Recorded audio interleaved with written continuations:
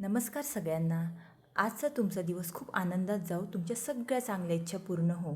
प्रथम नमस्कार माझ्या गणपतीला.